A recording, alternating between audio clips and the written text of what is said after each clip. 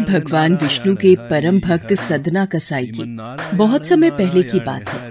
किसी गांव में सदना नाम का एक कसाई रहता था। वो बहुत ईमानदार था। भले ही पेशे से वो एक कसाई था और मांस बेचता था, पर उसके मुख पर सदैव भगवान विष्णु का ही नाम रहता था और वह भगवान विष्णु के नाम कीर्तन में मस्त रहता था। यहाँ तक कि मांस को काटते बेचते हुए भी वह भगवान विष्णु का ही नाम गुनगुनाता रहता था। भजमन नारायण नारायण हरि हरि, श्रीमन नारायण नारायण हरि हरि। भैया जरा 2 किलो मांस तोल देना। अभी देता हूँ भैया। जय श्री हरि, जय श्री हरि। कैसा कसाई है? मांस बेचता है और भगवान का नाम जपता है। तुम आज देख रहे हो, मैं तो कई वर्षों से इस कसाई को भगवान का नाम जपते हुए मांस बेचते हुए देख रहा हूँ। इस कसाई के मुख पर तो सदैव विष्णु भगवान का ही नाम रहता है। लोग सदना के बारे में यही बातें करते थे। एक दिन सदना अपनी ही धुन में कहीं जा रहा था कि उसके पैर से एक पत्थर टकराया। वह रुक गया। अरे, ये काले रंग का गोल पत्थर कैसा?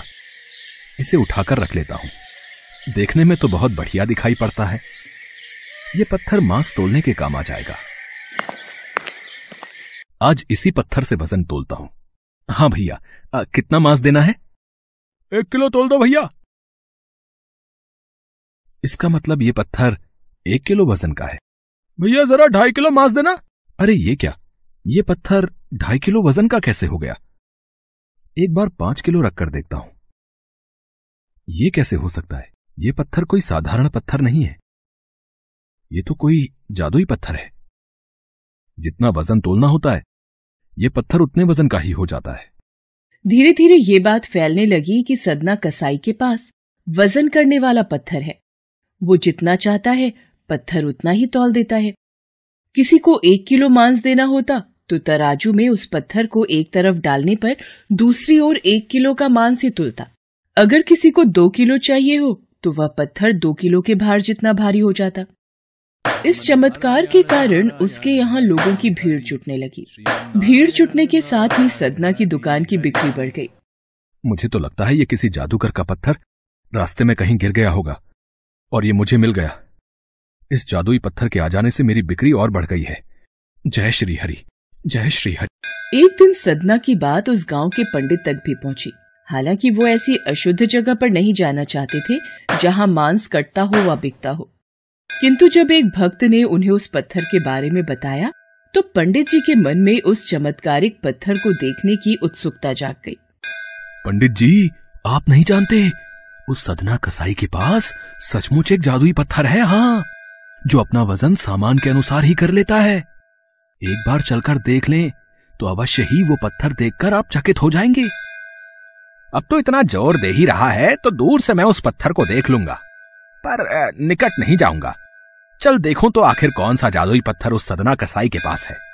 भक्त की बात सुनकर पंडित जी उसके साथ सदना की दुकान के पास पहुंचे और दूर से खड़े होकर सदना कसाई को मीट तौलते देखने लगे।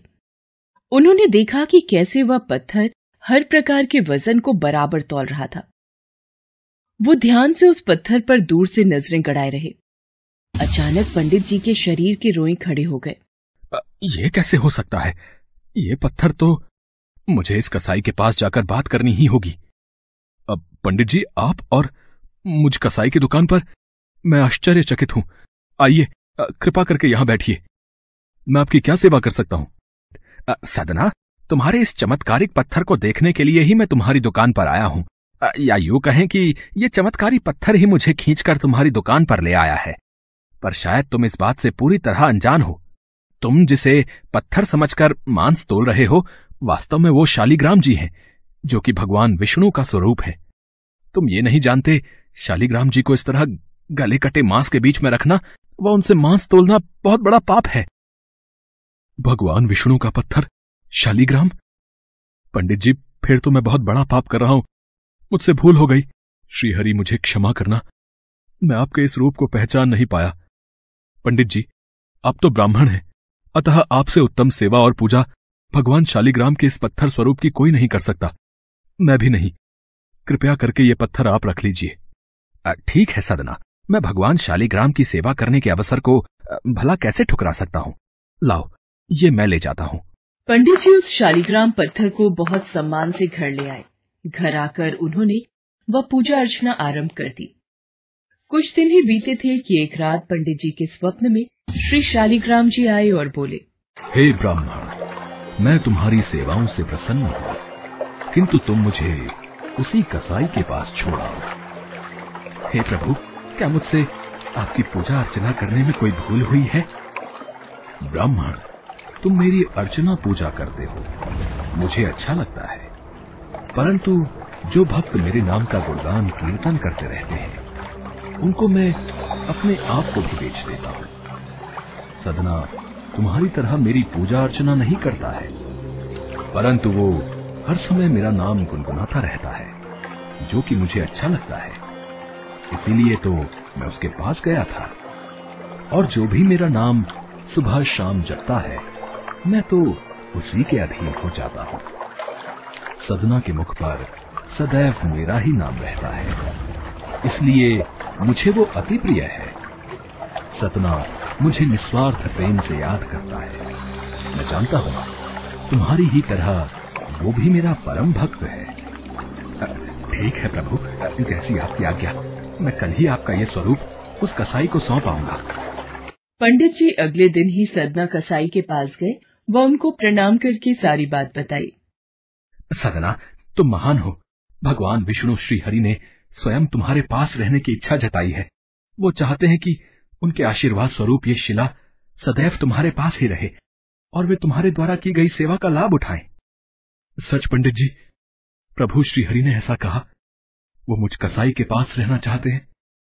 यदि प्रभु मेरे पास इस दुकान पर, जहां मैं मांस बेचता हूं, रह सकते हैं, तो मैं क्यों उनके लिए अपना सर्वस्व छोड़कर उनकी भक्ति में नहीं लग सकता? मैं अब से मांस नहीं बेचूंगा।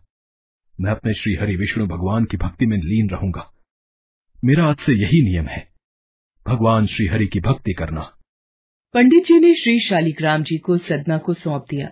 सदना कसाई की आंखों में आंसू आ गए। मन ही मन उसने मांस बेचने के कार्य को छोड़ देने का विचार और निश्चय किया कि यदि मेरे ठाकुर को कीर्तन पसंद है तो मैं अधिक से अधिक समय नाम कीर्तन ही करूंगा। आगे चलकर